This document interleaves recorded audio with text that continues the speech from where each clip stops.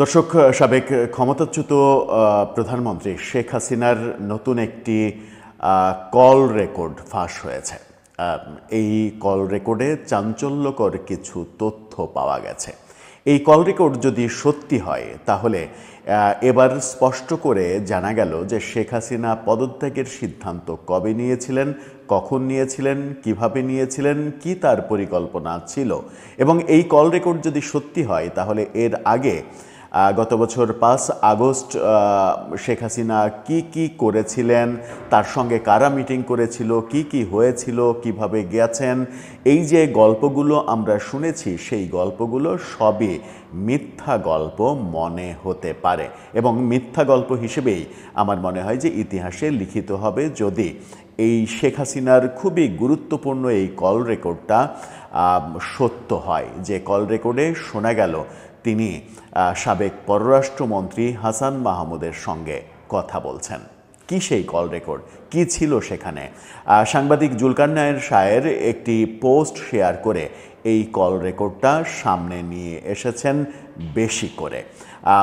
আমরা আলোচনা করে বোঝার চেষ্টা করব শেখ হাসিনার এই কল রেকর্ডে কি আছে, যার প্রেক্ষাপটে বললাম প্রথমেই যে গত বছর 5 আগস্ট কি ঘটেছিল গণভবনে, যে গল্পগুলো আমরা বিভিন্ন গণমাধ্যমের মাধ্যমে শুনেছিলাম সেগুলো মিথ্যে হয়ে গেল কিনা। থাকবেন পলিটিক্স টিভি একটা কনভারসেশন, 1 মিনিটের মতো, 1 মিনিটের একটু বেশি একটা কনভারসেশন, যেটাতে তিনি কথা বলছেন সাবেক পররাষ্ট্রমন্ত্রী হাসান মাহমুদের সঙ্গে। সর্বশেষ নির্বাচনের পরে যাকে পররাষ্ট্রমন্ত্রীর দায়িত্ব দেওয়া হয়েছিল, যিনি তার আগে তথ্যমন্ত্রী হিসেবে দায়িত্ব পালন করেছেন। হাসান মাহমুদের সঙ্গে খুবই জরুরি কথা বলতে শোনা গেল তাকে। এই কল রেকর্ড যদি এআই দিয়ে তৈরি না হয়, যদি সত্য হয়, অথেন্টিক হয়, তাহলে আমার মনে হয় যে তার পদত্যাগের ব্যাপারটা এবার স্পষ্ট হয়ে গেল। স্পষ্ট হয়ে গেল মানে হচ্ছে যে তার মানে তিনি কবে, মানে ওই 5 তারিখে তাকে বাধ্য করা হয়েছিল, যে ব্যাপারগুলো আমরা শুনেছিলাম। আমরা 5 তারিখ সম্পর্কে কি শুনেছিলাম, যে 5 তারিখ সকাল থেকেই একের পর এক মিটিং হচ্ছে গণভবনে।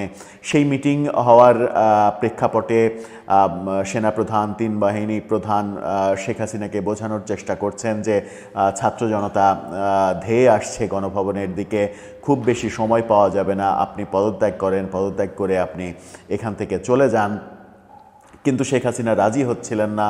শেখ হাসিনা যখন রাজি হচ্ছিলেন না তখন শেখ রেহানাকে নিয়ে 3 বাহিনী প্রধান সেখান থেকে একটু বাইরে যান, বাইরে গিয়ে শেখ রেহানাকে বোঝান। শেখ রেহানা তখন সজীব ওয়াজেদ জয়কে ফোন করেন, ফোন দিয়ে তাকে ব্যাপারটা বলেন, বোঝান।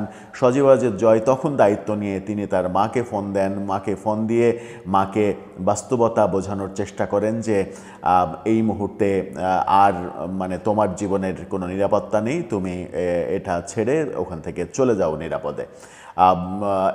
এই গল্পগুলো জানি। তারপরে আরেকটা গল্প জানি, সেটা হচ্ছে যে শেখ হাসিনা শেষ মুহূর্তে একটা জাতির উদ্দেশ্যে ভাষণ দেবেন, সেই ভাষণের খসড়া রেডি করেছিলেন, কিন্তু মানে টেলিভিশনের ক্যামেরা লোকজন এসে সেই ভাষণ রেকর্ড করতে এত সময় লাগবে যে সময় তাদের হাতে ছিল না।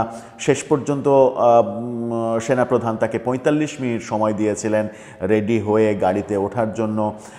তারপরে 12টার কিছু পরে দেখা গেল যে গণভবনের পাশেই পুরনো যে বাণিজ্য মেলা মাঠ, সেই মাঠে হেলিকপ্টার এসে তাকে নিয়ে গেল। এই গল্পগুলোই তো আমরা জানতাম, কিন্তু এই নতুন কল রেকর্ডে, যে কল রেকর্ডটা আমরা সঙ্গত কারণেই আপনাদেরকে শোনাতে চাচ্ছি না এই কারণেই, সেন্সিটিভ ইস্যুর কারণে।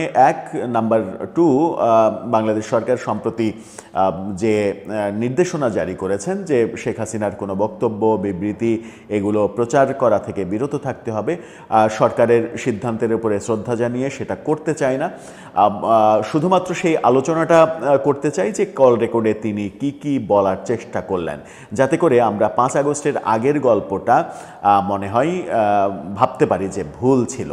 তিনি এই কল রেকর্ডটা প্রকাশ করে দাবি করা হচ্ছে এটা পদত্যাগের আগের দিনের অর্থাৎ 4 তারিখের কল রেকর্ড, অর্থাৎ 24 ঘন্টা আগের কল রেকর্ড, যখন কিনা তিনি হাসান মাহমুদকে বলছেন যে তিনি পদত্যাগের সিদ্ধান্ত নিয়ে ফেলেছেন এবং সব কিছু লিখে রেডি করেছেন এবং তিনি রাষ্ট্রপতির কাছে যাবেন, রাষ্ট্রপতির কাছে গিয়ে তিনি পদত্যাগ করবেন এবং তিনি বলবেন যে আপনি 3 বাহিনী প্রধানকে ডাকেন, ডেকে যেভাবে ইচ্ছা সেভাবে চালান, আর না, এভাবে আর চলে না, এভাবে আর চলতে পারে না, এই দেশে আর না। তিনি একেবারে এভাবেই বলেছেন যে এদেশে আর না, অনেক হয়েছে, এভাবে আর চলতে পারে না, এদেশে আমি আর থাকবো না, এভাবেই হাসান মাহমুদকে তিনি বলেছেন।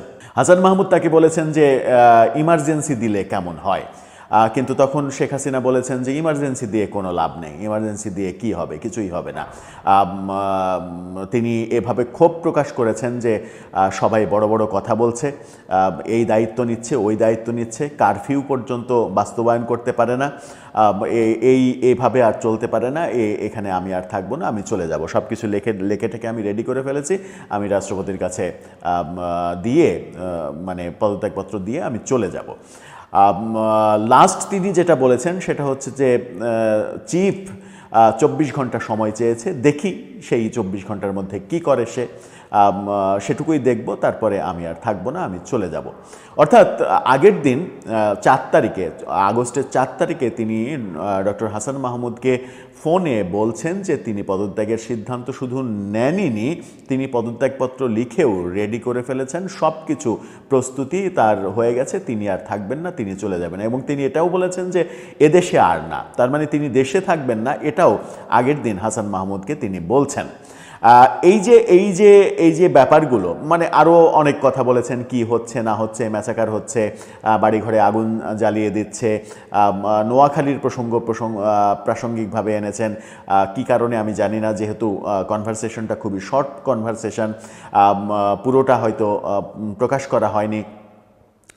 তার মানে মূলত বলা হয়েছে যে আন্দোলনকারীরা বিভিন্ন জায়গায় জ্বালাও পোড়াও করছে, আগুন দিচ্ছে, এটাই তিনি বোঝাতে চেয়েছেন। শেষে হাসান মাহমুদ শেখ হাসিনাকে বলেছেন ডোনাল্ড লু আজকে আমার সঙ্গে বসতে চায়, আমার সঙ্গে কথা বলতে চায়, দেখি সে কি কথা বলে। 4টায় আমার সঙ্গে মিটিং ডেকেছে, দেখি 4টায় কি কথা বলে, শুনতে তো আর সমস্যা নেই। তখন শেখ হাসিনা তাকে বলেন যে দেখো, শোনো কি বলে।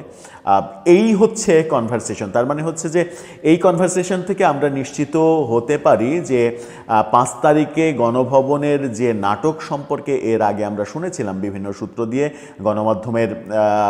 গণমাধ্যমে উঠে আসা যে গল্পগুলো আমরা শুনেছিলাম, যে 5 তারিখে একের পর এক মিটিং, শেখ হাসিনা রাজি হচ্ছেন না, তাকে জোর করে রাজি করানো হচ্ছে, তারপরে সজীব ওয়াজেদ জয় তাকে ফোন করে রাজি করাচ্ছেন, শেখ রেহানা তাকে বোঝাচ্ছেন, তারপরে 45 মিনিট সময় দেয়া, জাতির উদ্দেশ্যে ভাষণ দিতে না দেয়া, স্ক্রিপ্ট রেডি হওয়া সত্ত্বেও মানে সময় পাওয়া যাবে না এই কারণে দেয়া, তারপরে তড়িঘড়ি করে হেলিকপ্টারে চলে যাওয়া, মানে এবং আরেকটু দেরি হলে মানে তিনি জনগণের রোষানলে পড়তেন, এরকম এই ব্যাপারগুলো, উত্তেজনাকর যে ব্যাপারগুলো আমরা শুনেছি, সেই ব্যাপারগুলো আমার মনে হয় মিথ্যা হয়ে যাবে যদি এই অডিও কল রেকর্ডটি সত্য হয়।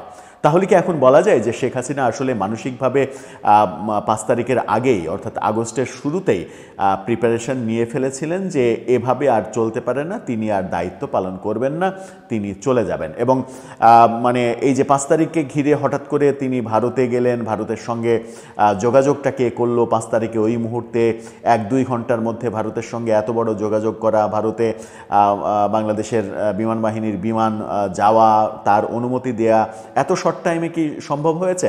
আমার মনে হয় যে সেটাও ভুল তথ্য আমরা জেনেছিলাম। এই অডিও রেকর্ড অনুযায়ী যেটা বোঝা যাচ্ছে যে অন্তত আগের দিনই সব কিছু ফাইনাল করে ফেলেছিলেন শেখ হাসিনা, যে তিনি আর থাকছেন না, তিনি চলে যাচ্ছেন। এবং চলে যাওয়ার যে গন্তব্যে তিনি চলে গেছেন, সেই চলে যাওয়ার পরিকল্পনাটা যে সেই গন্তব্যেই ছিল, এখন এটার মাধ্যমে স্পষ্ট হওয়া যায়। তার মানে তিনি পরিপূর্ণভাবে আগস্টের শুরু থেকে নিরাপত্তাহীনতায় ভুগছিলেন এবং তার যে আইনশৃঙ্খলা বাহিনী এবং বিভিন্ন বাহিনীর প্রধান, সেই প্রধানদের উপরে তিনি আস্থা হারিয়ে ফেলেছিলেন। যখন কিনা অনেকে বলেন যে শেখ হাসিনার এই পতন এবং আন্দোলনের মর্মার্থ বুঝতে না পারা, আন্দোলন কোন দিকে যাচ্ছে, কারা নিয়ন্ত্রণ করছে, এই পুরো ইনফরমেশনটা তার কাছে না আসা, এটা আইদার গোয়েন্দা ব্যর্থতা অথবা গোয়েন্দা বিশ্বাসঘাতকতা, এভাবেও আলোচনা করার চেষ্টা করেন অনেকে। দর্শক, আপনার কি মনে হয়, এই কল রেকর্ডটা কি আপনার কাছে সত্য মনে হয়, নাকি আগের